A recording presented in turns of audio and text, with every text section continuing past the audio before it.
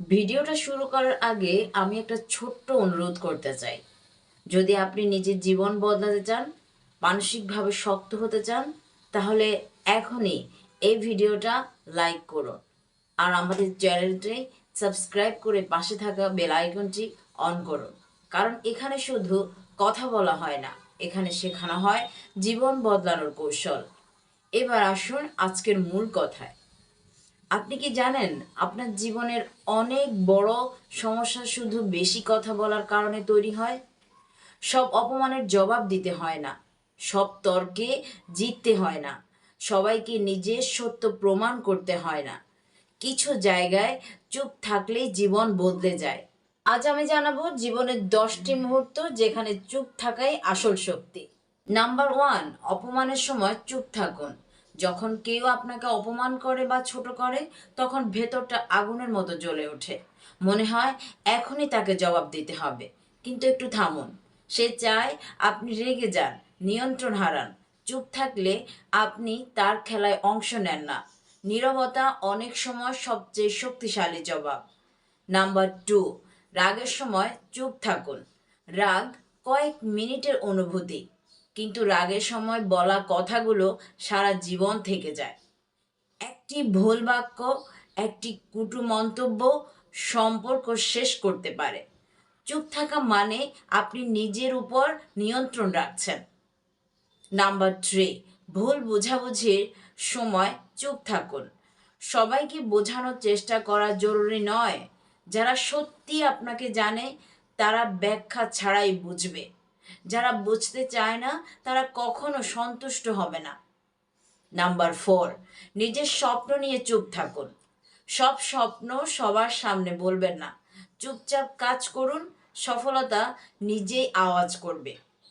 Number five, গসিপের জায়গায় চুপ থাকুন। আজ তারা অন্যের সমালোচনা করছে, কাল সম্ভবত আপনার। চুপ থাকা মানে আপনি নিজের। নাম্বার সিক্স, পরিবারের ঝামেলায় চুপ থাকুন। পরিবারে ভুল বোঝাবুঝি বা ছোটখাটো ঝগড়া হতেই থাকে, কিন্তু সবাই যদি উত্তেজিত হয়ে কথা বলে, পরিস্থিতি আরো খারাপ হয়। একজন চুপ থাকা মানুষ পরিস্থিতি শান্ত করতে পারে। চুপ থাকা মানে আপনি সম্পর্ককে মূল্য দিচ্ছেন। এটি হার মানার চিহ্ন নয়, বরং প্রজ্ঞার চিহ্ন। যখন আপনি চুপ থাকেন, আপনি অন্যদের চিন্তা ভাবনা এবং কাজের পরিবর্তনের সুযোগ দেন। নাম্বার সেভেন, সোশ্যাল মিডিয়ায় চুপ থাকুন। নেতিবাচক মন্তব্য বা অনাকাঙ্ক্ষিত কমেন্ট সব সময় আসে। সব প্রশ্নে উত্তর দেওয়া বাধ্যতামূলক নয়।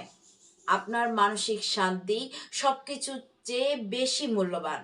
যারা আপনার প্রতিক্রিয়ার জন্য অপেক্ষা করছে, তারা চুপ থাকলে হেরে যায়। সোশ্যাল মিডিয়ায় চুপ থাকা মানে আপনি নিজের শক্তি বজায় রাখছেন। নাম্বার এইট, তর্কের সময় চুপ থাকুন। সব তর্ক জেতা মানে জয় নয়। অনেক সময় তর্কে জিতেও সম্পর্ক হারিয়ে যায়। সম্পর্ক বাঁচাতে কখন চুপ থাকতে হবে সেটা জানা খুব গুরুত্বপূর্ণ। চুপ থাকা মানে নিজের ইগোকে জয় করা, মানসিক শক্তি অর্জন করা এবং পরিস্থিতি শান্ত রাখা। নাম্বার নাইন, উস্কানির সময় চুপ থাকুন।